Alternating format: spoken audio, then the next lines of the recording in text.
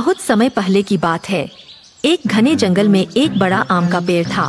उस पेड़ पर एक चालाक बंदर रहता था। वह रोज मीठे मीठे आम खाता और पेड़ पर झूलता रहता। वह बहुत खुश था। एक दिन एक मगरमच्छ नदी के किनारे आया। वह थका और भूखा था। बंदर को उस पर दया आई और उसने उसे आम खाने को दिए। मगरमच्छ ने आम खाए और बहुत खुश हुआ। इसके बाद वह रोज बंदर से मिलने आने लगा और दोनों अच्छे दोस्त बन गए। एक दिन मगरमच्छ ने आम अपनी पत्नी को खिलाए। उसे आम तो पसंद आए, लेकिन वह बंदर से जलने लगी। उसने सोचा, अगर ये बंदर रोज इतने मीठे आम खाता है तो इसका दिल तो और भी मीठा होगा। उसने मगरमच्छ से कहा, मुझे उस बंदर का दिल खाना है। मगरमच्छ परेशान हो गया, लेकिन पत्नी की बात टाल नहीं सका। वह बंदर के पास गया और बोला, दोस्त, मेरी पत्नी तुमसे मिलना चाहती है, चलो मेरे साथ घर चलो। बंदर खुश हुआ और मगरमच्छ की पीठ पर बैठ गया। जैसे ही वे नदी के बीच पहुँचे, मगरमच्छ बोला, मुझे माफ करना दोस्त, लेकिन मेरी पत्नी तुम्हारा दिल खाना चाहती है। बंदर चौंका, लेकिन वह होशियार था। उसने तुरंत कहा, अरे तुमने पहले क्यों नहीं बताया? मेरा दिल तो मैंने पेड़ पर ही रख छोड़ा है। चलो वापस चलते हैं, मैं ले आता हूँ। मगरमच्छ उसकी बातों में आ गया और वापस किनारे आ गया। बंदर तुरंत पेड़ पर चढ़ गया और बोला, मूर्ख, क्या कोई दिल शरीर के बाहर रखता है? तुमने दोस्ती का विश्वास तोड़ा, अब कभी मत आना। मगरमच्छ शर्मिंदा होकर चला गया और बंदर फिर से अपने पेड़ पर सुरक्षित और खुश रहने लगा। नैतिक शिक्षा, मुसीबत में शांत रहो और बुद्धिमानी से काम लो। सच्चे दोस्त की कद्र करो और विश्वासघात मत करो। सच्चा दोस्त। छोटी सी रिया सिर्फ 6 साल की थी। उसका मन बहुत मासूम और प्यारा था, लेकिन वो अक्सर अकेली रहती थी। उसके मम्मी पापा नौकरी पर चले जाते थे और वो दिन भर घर में अकेली खेलती थी। एक दिन रिया पार्क में खेल रही थी, तभी उसे एक भूखा गंदा सा कुत्ता दिखाई दिया। वो कांप रहा था, शायद बहुत दिनों से कुछ खाया नहीं था। रिया डरते डरते उसके पास गई और अपनी टिफिन से बचा हुआ खाना उसे खिला दिया। कुत्ता उसकी तरफ देखता रहा और धीरे धीरे उसकी आंखों में भरोसा उतर आया। रिया ने उसका नाम रखा भोंदू। अब रोज रिया भोंदू के लिए कुछ न कुछ लेकर जाती। भोंदू भी उसका इंतजार करता और उसे देखकर खुशी से पूंछ हिलाता। धीरे धीरे भोंदू रिया का सबसे अच्छा दोस्त बन गया। एक दिन रिया बीमार हो गई और कई दिनों तक पार्क नहीं आई। भोंदू हर दिन वहीं बैठा उसका इंतजार करता रहा, बिना खाए बिना कुछ बोले। रिया की मम्मी ने जब यह देखा तो उन्होंने भोंदू को घर ले आने का फैसला किया। भोंदू को देखकर रिया की आंखों में आंसू आ गए, लेकिन वो खुशी के थे। अब रिया अकेली नहीं थी, उसके पास था उसका सबसे वफादार और प्यारा दोस्त भोंदू था। सच्चा दोस्त। छोटी सी रिया सिर्फ 6 साल की थी। उसका मन बहुत मासूम और प्यारा था, लेकिन वो अक्सर अकेली रहती थी। उसके मम्मी पापा नौकरी पर चले जाते थे और वो दिन भर घर में अकेली खेलती थी। एक दिन रिया पार्क में खेल रही थी, तभी उसे एक भूखा गंदा सा कुत्ता दिखाई दिया। वो कांप रहा था, शायद बहुत दिनों से कुछ खाया नहीं था। रिया डरते डरते उसके पास गई और अपनी टिफिन से बचा हुआ खाना उसे खिला दिया। कुत्ता उसकी तरफ देखता रहा और धीरे धीरे उसकी आंखों में भरोसा उतर आया। रिया ने उसका नाम रखा भोंदू। अब रोज रिया भोंदू के लिए कुछ न कुछ लेकर जाती। भोंदू भी उसका इंतजार करता और उसे देखकर खुशी से पूंछ हिलाता। धीरे धीरे भोंदू रिया का सबसे अच्छा दोस्त बन गया। एक दिन रिया बीमार हो गई और कई दिनों तक पार्क नहीं आई। भोंदू हर दिन वहीं बैठा उसका इंतजार करता रहा, बिना खाए बिना कुछ बोले। रिया की मम्मी ने जब यह देखा तो उन्होंने भोंदू को घर ले आने का फैसला किया। भोंदू को देखकर रिया की आंखों में आंसू आ गए, लेकिन वो खुशी के थे। अब रिया अकेली नहीं थी, उसके पास था उसका सबसे वफादार और प्यारा दोस्त भोंदू था। रिया अब पहले से कहीं ज्यादा खुश रहने लगी थी। उसका सबसे अच्छा दोस्त भोंदू हमेशा उसके साथ रहता। स्कूल से आने के बाद रिया उसे ढेर सारा प्यार देती, फिर दोनों साथ खेलते। कभी कभी रिया जब होमवर्क करती तो भोंदू उसकी किताबों के पास बैठा रहता, जैसे वो भी पढ़ाई कर रहा हो। भोंदू थोड़ा मोटा था, थोड़ी शरारत करता, लेकिन उसका दिल बहुत बड़ा था। एक दिन रिया ने सोचा कि भोंदू को स्कूल की तरफ ले चले। वो चाहती थी कि उसकी दोस्त मीनू भी उससे मिले। रास्ते में भोंदू ने एक पेड़ के नीचे कुछ सूंघा और मिट्टी खोदने लगा। रिया ने कहा, अरे भोंदू, ये क्या कर रहे हो?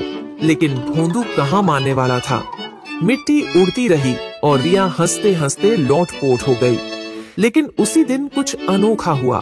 स्कूल से लौटते वक्त रिया को एक अजीब सा शोर सुनाई दिया, किसी के रोने की आवाज। वो भागकर वहां पहुंची तो देखा एक बच्चा नाले में गिर गया था। पर तभी भोंदू और रिया वहां पहुंच गए और फिर बिना एक पल गंवाए उन्होंने नाले में गिरे बच्चे को बचाया।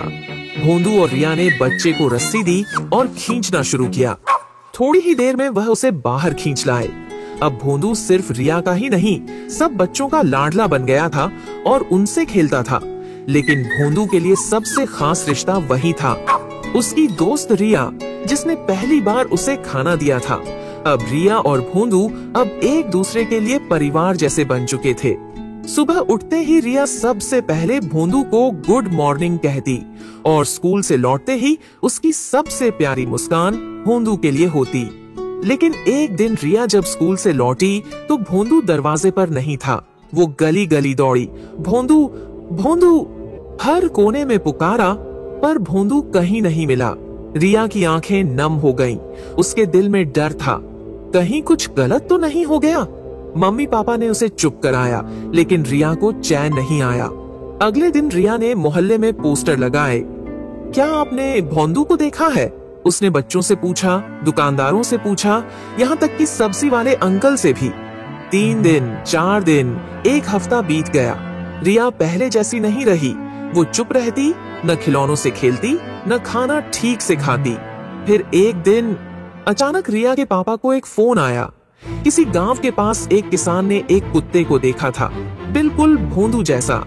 रिया के पापा तुरंत रिया को लेकर उस गांव पहुंचे। वहां एक झोपड़ी के सामने एक बूढ़ा किसान बैठा था और उसके पास ही लेटा था। भोंदू थोड़ा डरा हुआ, पर जैसे ही उसकी नजर रिया पर पड़ी, वो खुशी से भौंकने लगा और दौड़कर रिया की गोद में गया। रिया की आंखों से आंसू गिर रहे थे, लेकिन आंसू खुशी के थे।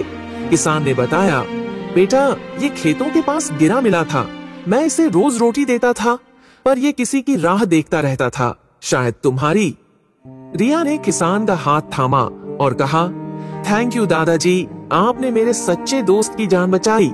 रिया के मम्मी पापा ने किसान को उनके साथ शहर चलने का न्योता दिया और अब वो उनके घर में रहते हैं।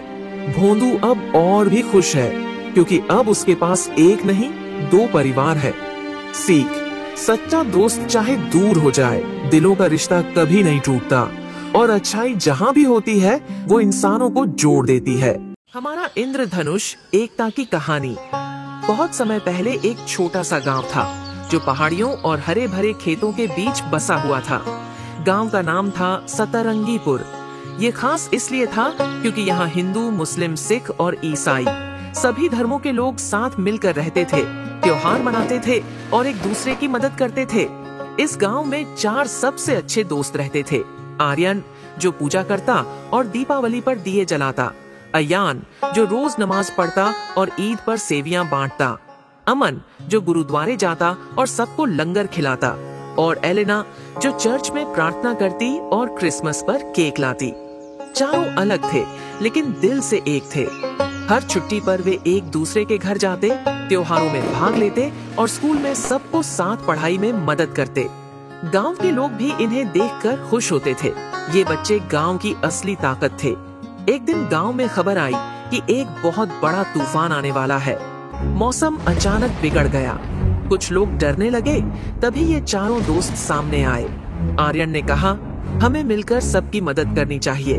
अयान बोला, हम मंदिर, मस्जिद, गुरुद्वारे और चर्च को सुरक्षित जगह बनाएंगे। अमन ने ट्रैक्टर से लोगों को सुरक्षित जगह पहुंचाया। एलेना ने बच्चों को कहानियां सुनाकर डर भगाया और बूढ़ों की दवा का इंतजाम किया। गांव वाले हैरान थे कि कैसे ये छोटे बच्चे इतनी समझदारी से काम कर रहे हैं। तूफान तो आया, लेकिन गांव को कुछ नहीं हुआ। सब लोग एक साथ, एक जगह, एक दिल से खड़े थे। तूफान के बाद जब सूरज निकला तब पूरे आकाश में एक चमकदार इंद्रधनुष दिखा, 7 रंगों से सजा हुआ। गांव के बच्चों ने उसे देखकर कहा, देखो जैसे हमारे धर्मों के 7 रंग सब मिलकर ये इंद्रधनुष बनाते हैं। उस दिन गांव के प्रधान ने घोषणा की, आज से हमारा गांव इंद्रधनुष नगर कहलाएगा, जहां सब धर्म एक साथ मिलकर एक सुंदर रंग बनाते हैं। सीख, धर्म अलग हो सकते हैं लेकिन इंसानियत का रंग एक ही होता है, प्यार, मदद और एकता। जैसे हम हिंदुस्तानी एक साथ रहते हैं,